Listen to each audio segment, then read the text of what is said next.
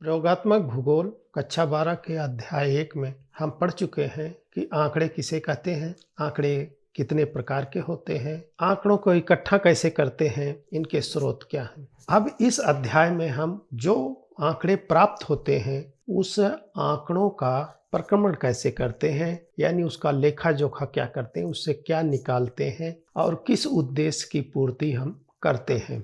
तो ये अध्याय में सिर्फ इन्हीं चीज़ों का अध्ययन किया जाएगा। तो इस अध्याय में आंकड़ों के विश्लेषण के लिए अनेक विधियों का उपयोग किया जाता है और इस अध्याय में आप निम्नलिखित सांख्यिकी विधियों को सीखेंगे। खासकर ये जो 3 विधियां दी गई हैं ये आपके सिलेबस में है और ये तीनों का अध्ययन आपको करना है। पहला है केंद्रीय प्रवृत्ति की माप, फिर प्रकीर्णन के माप, फिर संबंध के माप। तो अब हम अलग अलग इन तीनों का अध्ययन करेंगे। तो सबसे पहले हम आते हैं केंद्रीय प्रवृत्ति की माप में।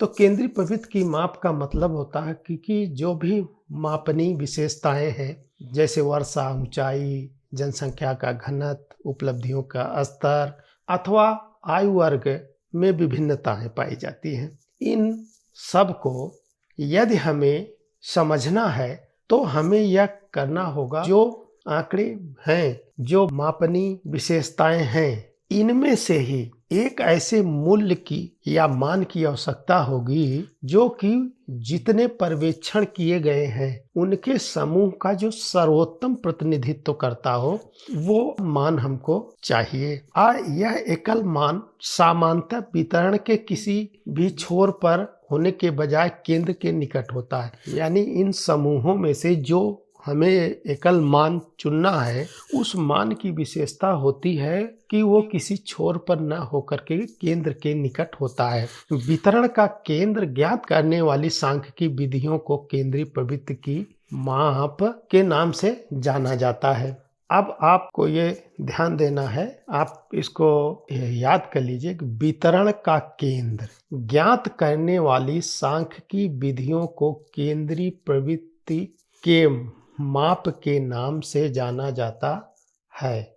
ये तो इसकी परिभाषा हुई, लेकिन इसका मतलब यही हुआ कि जो भी आंकड़े हमने लिए हैं और आपको पिछले अध्याय में पढ़ाया गया था कि जो आंकड़े इकट्ठे किए जाते हैं सब शुद्ध नहीं होते हैं, उसको शुद्ध करना होता है, उसमें से मतलब की चीज़ें निकालनी होती है। तो इसीलिए हमें इन विधियों का प्रयोग करना पड़ता है। तो यह उन बिंदु का प्रतीक होती है जिसके निकट इकाइयों के समूहन की प्रवृत्ति होती है। ये हमने आपको बता दिया कि ये जरूरत होती है अच्छे से समझने के लिए। आंकड़े इकट्ठा कर लिए और उन आंकड़ों से हम क्या निष्कर्ष निकालते हैं इसको अच्छी तरह से समझने के लिए हमें जो है एक ऐसा मूल्य या मान की आवश्यकता होती है कि जो पर्यवेक्षण किया गया है उसका जो समूहन है उसका सर्वोत्तम प्रतिनिधित्व करता है। और सर्वोत्तम प्रतिनिधित्व तभी करेगा जब वो केंद्र के निकट स्थित होगा। तो केंद्रीय प्रवृत्ति के मापों को सांख्यिकी औसत के नाम से जाना जाता है। यानी केंद्रीय प्रवृत्ति के जो मापे हैं, जितने भी मापे हैं जो कि अब यहाँ दिया गया है, केंद्रीय प्रवृत्ति के मापों को सांख्यिकी औसत के नाम से जाना जाता है। तो केंद्रीय प्रवृत्ति की जितनी माप हैं वो क्या होती हैं, एक सांख्यिकी औसत होती हैं। और इन प्रवृत्ति की जो कई माप हैं उनमें से हमें माध्य, माध्यिका और बहुलक को पढ़ना है। अब आइए माध्यिका। माध्यिका उस कोटि का मान होता है जो व्यवस्थित श्रेणी को 2 बराबर संख्याओं में विभाजित करता है। यह मान वास्तविक मूल्य से स्वतंत्र होता है। आंकड़ों को बढ़ते या घटते क्रम में व्यवस्थित करना माध्यम की गणना में सबसे अधिक महत्वपूर्ण है। सम संख्याएं होने पर 2 माध्य कोटि मानों का औसत माध्यिका कहलाता है। खैर ये तो आप जानते होंगे। माध्यिका का मतलब होता है कि जो भी आंकड़े आपके पास हैं सबसे पहले या तो उसे बढ़ते क्रम में लिख लीजिए या तो फिर उसे घटते क्रम में लिख लीजिए। अब उसमें उसके मध्य बिंदु को लेना है। मध्य बिंदु में यदि विषम संख्या है तब तो मध्य बिंदु मिल जाएगा, लेकिन अगर सम संख्याएं हैं तो उसमें कोई मध्य बिंदु नहीं मिलता। ऐसे में मध्य बिंदु के जो दो मान हैं तो उन दोनों को जोड़ करके के उसका औसत या 2 से भाग दे देते हैं तो माध्यिका निकल आती है। अब देखो बहुलक क्या होता है, किसी बिंदु या मान की अधिकतम पुनरावृत्ति अथवा आवृत्ति बहुलक होती है। इसमें कोई भी पद जिसकी बारंबारता यानी पुनरावृत्ति सबसे अधिक होती है वही बहुलक होता है। आपने देखा होगा कि इनमें से प्रत्येक भिन्न भिन्न प्रकार के आंकड़ों के समूह के लिए उपयुक्त एकल प्रतिनिधि संख्या निर्धारित करने की विधियां अलग है। तो अब हम आगे बढ़ते हैं। माध्य क्या होता है? माध्य किसी चर के विभिन्न मूल्यों का साधारण अंकगणितीय औसत माध्य कहलाता है। यानी जो आपके आंकड़े लिए हैं, जो चर हैं, वो जितने भी चर हैं उनका अंक गणितीय औसत, और अंक गणितीय औसत क्या कहता है कि जितने पद हैं उन सारे पदों को जोड़ दिया जाता है और उनके पदों की संख्या से भाग दे दिया जाता है। तो वही चीज यहाँ लिखा हुआ है कि किसी चर की विभिन्न मूल्यों, यानी चर उनके जो मूल्य हैं उन मूल्यों को क्या किया जाता है, जोड़ा जाता है और उनके पदों की संख्या से भाग दिया जाता है। और ये तब होता है कि जब आंकड़े अवर्गीकृत हों। अब अवर्गीकृत का मतलब ये होता है कि अगर सीधे सीधे मान दिया हो, जैसे 10, 15, 20, 25, 30 इस तरह के कोई मान दिए हुए हैं तो ये अवर्गीकृत आंकड़े होते हैं। लेकिन अगर इस तरह दिया हो कि 0 से 5, 5 से 10, 10 से 15, 15 से 20 इस तरह दिया हो, और दिया हो कि 0 से 5 के बीच, 0 से 5 के बीच 2 और 5 से 10 के बीच 4, 10 से 15 के बीच 3, इस तरह का अगर आंकड़े दिए हों, आगे मिलेंगे हम आपको बताएंगे, तो वो वर्गीकृत होता है। तो ये माध्य निकालने का जो अवर्गीकृत विधि है वो यही है कि ये पदों को जोड़ दीजिए और पदों की संख्या से भाग दे दीजिएगा। अब इसको निकालने की दो विधियां हैं, एक तो होती है प्रत्यक्ष विधि और एक होती है अप्रत्यक्ष विधि, और ये दोनों विधियां वर्गीकृत और अवर्गीकृत दोनों में लागू होती हैं। देखिए ये सूत्र दिया है माध्य ज्ञात करने के लिए। मापों के किसी श्रेणी में एक अपरिष्कृत समंक, यानी जो आंकड़े हैं, कहने का मतलब जो आंकड़े हैं, मापों के किसी श्रेणी में एक अपरिष्कृत समंक, यानी जितने भी आंकड़े आपने इकट्ठा किए सबको जोड़ दीजिए। और जानते हैं सीधे आंकड़े अपरिष्कृत होते हैं, वो जो है जोड़ दीजिए और इनकी संख्या क्या, पदों की संख्या क्या, इससे भाग दे देंगे तो ये माध्य निकल जाएगा और इसको प्रत्यक्ष विधि कहेंगे। अब आपको हम प्रत्यक्ष और अप्रत्यक्ष विधि दोनों को समझाएंगे एक उदाहरण के माध्यम से। देखिए आपके सामने प्रयोगात्मक भूगोल में जब आपको इसको हल करने के लिए आएगा तो मात्र आपके पास इतना आंकड़ा आपके पास होगा। ये शहर का नाम दिए गए हैं और उनके सामने कुछ आंकड़े लिखे गए हैं, जैसे इंदौर, देवास, धार, रतलाम, उज्जैन, मंदसौर, शाजापुर।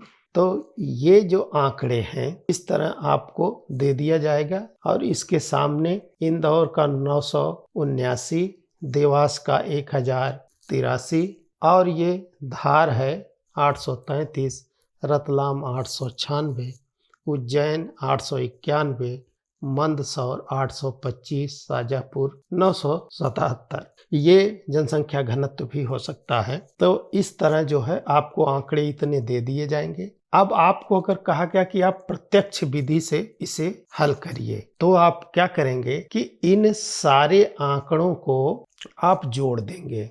आप नीचे आप इस तरह कॉलम बना करके आप जोड़ देंगे तो एक जोड़ प्राप्त होगा, जो जैसे कि यहाँ है 6000 484। अब आपको प्रत्यक्ष विधि में क्या है, पदों का योग बटे पदों की संख्या। अब पदों की संख्या इसमें देखो कितना है, 1 2 3 4 5 6 7। अब इसमें जब आप बटे 7 करोगे तो ये उत्तर निकल के आ जाएगा 926.29। तो ये आपका जो है माध्य आया। अब आते हैं कि अगर यही इतने देगा, जितना का हमने बताया है यही इतना देगा और कहेगा इसको अप्रत्यक्ष विधि से ज्ञात कीजिए, तो अप्रत्यक्ष विधि में हम क्या करेंगे, एक कॉलम और बना लेंगे। ये डी क्या है कि इन्हीं पदों में से कोई पद ले लीजिए या उसके निकट का कोई पद ले लीजिएगा जो लगभग मध्य में हो। तो इसमें देखिए 800 ले लिया गया है जो लगभग इसके मध्य है। अब होगा क्या, अब हम इस 800 को इन पदों से घटाएंगे, यहाँ से 800 हम घटा देंगे, तो जब 800 घटा देंगे तो ये हमें फिगर मिलेगी। अब जो है जब इसमें से 800 घटाएंगे तो ये फिगर आएगी, इसमें से घटाएंगे 800 तो देखो 33 आ गया, ये फिगर आएगी। इसमें से 800 घटाएंगे तो ये आ जाएगा, इसमें से 800 घटाएंगे तो ये आ जाएगा, इसमें से घटाएंगे तो ये आ जाएगा, इसमें से घटाएंगे तो ये आ जाएगा। अब इस तरह आपने देखा है कि इसमें से 800 घटा करके एक नया विचलन ज्ञात कर लिया गया है कि अंतर कितना है, इस 800 से कितना अंतर है। अब ये 800 आपके हो सकता है दिमाग में आया कि 800 क्यों लिया गया, ये पूर्णांक लिया गया ताकि ये पूर्णांक में आ जाए, नहीं तो आप 833 भी ले सकते हैं। 833 लेकर के आप घटा देंगे तो भी रिजल्ट सही आएगा। तो अब हम क्या करते हैं कि जो ये डी है, जो अंतर आया है इन पदों से घटाने के बाद जो अंतर आया है उसको जोड़ लेंगे। अब जब जोड़ेंगे देखो ये संख्या प्राप्त होगी। अब देखिए अगर हम अप्रत्यक्ष विधि से सवाल कर रहे हैं तो हमें ये जो है फार्मूला प्रयोग करना पड़ेगा। प्रत्यक्ष विधि से अगर हम करते हैं तो ये फार्मूला कि सिग्मा x/n यानी पदों का योग बटे पदों की संख्या। लेकिन अगर हम अप्रत्यक्ष विधि से लगा रहे हैं तो सिग्मा d/n